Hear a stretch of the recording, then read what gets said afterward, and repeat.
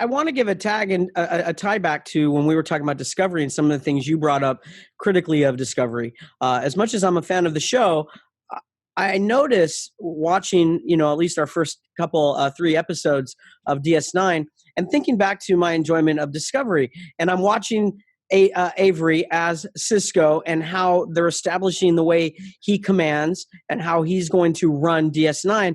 And at one point I thought, what if that was Pike? What would Pike be doing? And Pike in Discovery, he wouldn't have been, as much as I love Pike, don't get me wrong, he is a different captain, and he wouldn't have let these, or at least the way they wrote, at least this season 2, let these things kind of play out. And unless I'm wrong, and you can correct me, Ryan, through the show, that they didn't have these elements that you had spoken of before, as Sirach, that it's missing these kinds of elements in Discovery. It's more of a roller coaster ride, and this one is a bit more, as Jeffrey Combs said, it's inside. It's more cerebral. It's more about characters. And for Cisco as a captain, it's about establishing not only his leadership, but also working his way to figure out who everybody is, how they work, how they think, what are they really about, without having an interview with them, letting them show him who they are, and then putting them in the roles that they need and the leadership roles. I think he trusted Kira to make the right decision, but he had to know, is she really on our side? Not side. I guess it's like your King Solomon thing. Does she really want the whole baby? Does she really? And she does.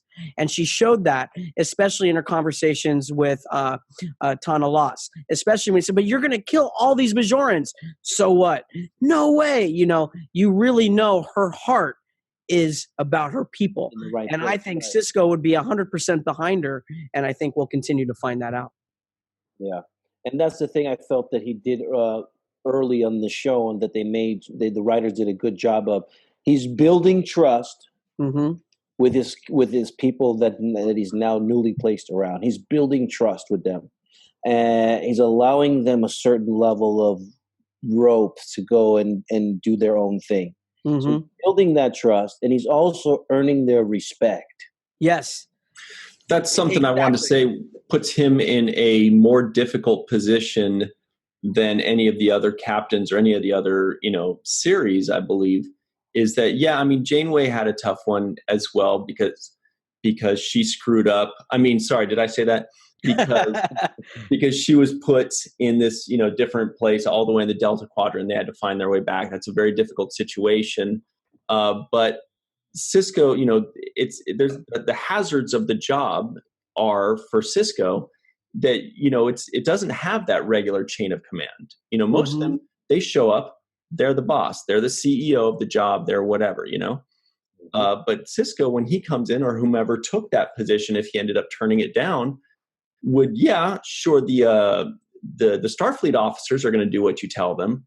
But the other guys, you're going to have to be a diplomat to 90% of the people that are on that station. You're going to have to play it politically. You're going to have to convince them that there's a reason why they should do what you tell them, other than if you don't, I'll put you in the brig. And so he had to be very diplomatic about things. He had to be smart and calculated, as Sirach said, because it wasn't just one chain of command and he's the tip of the spear. That's only one aspect of the whole show. There's so much more to it. He has to work with, the underground, the underbelly of all the stuff that Quark is doing, and all the illegal stuff that's going on there, and Nog, that naughty kid too. Hey, whoa. No, it's true. You're still, as far as I know, you're still in the brig. So far, you're still in the brig. Yeah. Well, I'm used to it. Me and you are not in this episode. But we're in A Man Alone. We meet in A Man Alone. Odo says something funny in this episode. He says the Duras sisters are at Quark's bar, and they're not there to gamble or for the food. Oh no, yeah, somebody's But see, that's great writing too. Yeah, it shows that it was a great. Yeah, it was a great line. Yeah, it shows the backstory and kind of the camaraderie that the cast, the different characters have with each other. I thought it was great. So, little stuff like that. It was I thought the episode really character driven. and the stories and the battles that each one are faced with. You can really see that. That Bashir is kind of like a little bit of a fish out of a water in certain circumstances, and has these high nerves when he doesn't have a secure understanding of what's going on. Yeah. Ryan, you were spot on about the fine line that he has to walk, and especially when Gold, what was his name? Dinar. I think it's very similar to Damar. It was Dinar. Played by the wonderful Vaughn Armstrong, by the way. Oh yeah, I didn't even notice that. Yeah, there you go, guys. Vaughn Armstrong making his debut as a Kardashian, or not. I don't know if it's a debut in Star Trek. I think he was on, but on our show, he's done a lot. But he also had to navigate that as well. He's got to keep everybody at an equal little, like, hey, just relax. We're going to overlook it. But he handles him differently than he handles Kira or Odo or anybody else. And it's obvious that, the Cardassians are the enemy, but he still has to be fair to them. And there was something he said, and I might have to come back to it. Oh, that's it. I love that they also showed this about Sisko when Odo said, "Let's just throw them in jail. Let's just put them in the jail."